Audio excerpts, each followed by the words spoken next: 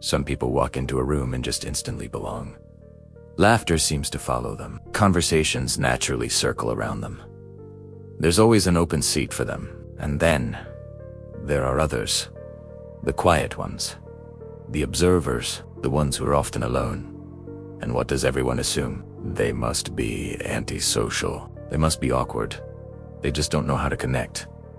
But psychology tells a very, very different story. Some people don't have many friends, not because they're broken, but because they learn to filter reality early on. Many learn this lesson the hard way.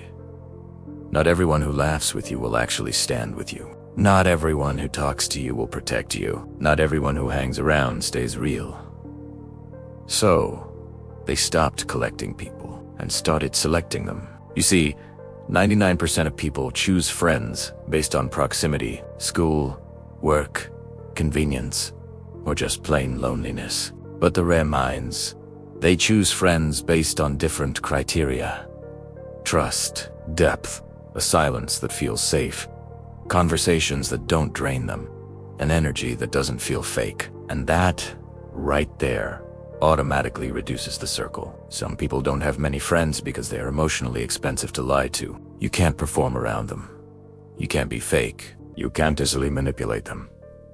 And fake people feel that instantly. So, they leave. Others do you have a large circle because they've outgrown the version of themselves that needed to fit in. They no longer bond over gossip, complaining, chaos, or trying to prove something. They've stopped being loud just to feel alive. Instead, they bond over quiet understanding, growth, respect, shared values, and mutual protection. And let's be honest, that kind of connection is rare, very rare.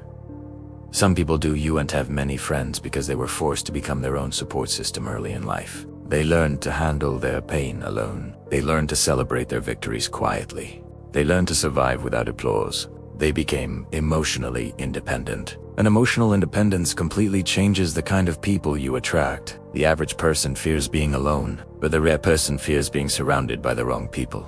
Here's another truth psychology reveals. Some people have fewer friends because they feel deeper. Crowds can overstimulate them. Surface-level small talk exhausts them. Constant interaction drains them. It's not that they dislike people. They just dislike noise without meaning. Some people don't have many friends because they are not built for replacement connections. They don't just move on easily. They don't detach casually. They don't open up quickly. So when a bond breaks, they don't rush to replace it. They protect their heart by staying selective. And here is the painful part that nobody really talks about. Some people lost their desire for a lot of friends after they learned how easily trust can be broken. They didn't become cold. They became careful. Think about it.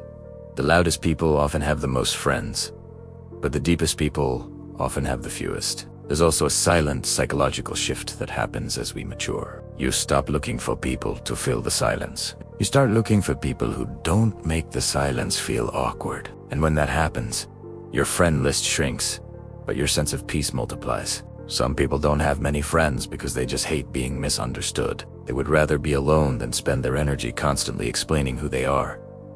And some don't have many friends because they see through behavior far too easily. They notice who only shows up when they need something. They see who disappears during a struggle. They recognize who only listens to reply, not to understand. They know who only respects you when you're useful.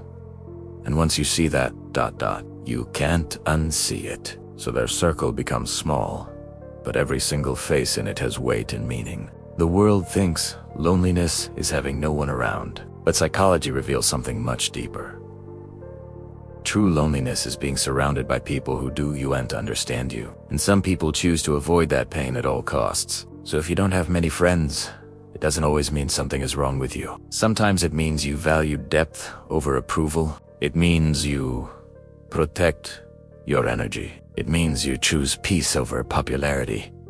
You prefer what's real over what's many. And that, right there, already puts you ahead of most people in emotional intelligence. The real question isn't, why don't you have many friends? The real question is, how many people would still be there if you stopped performing for them? Thank you so much for watching. If this resonated with you, let me know in the comments. And don't forget to like and subscribe for more content like this. See you next time.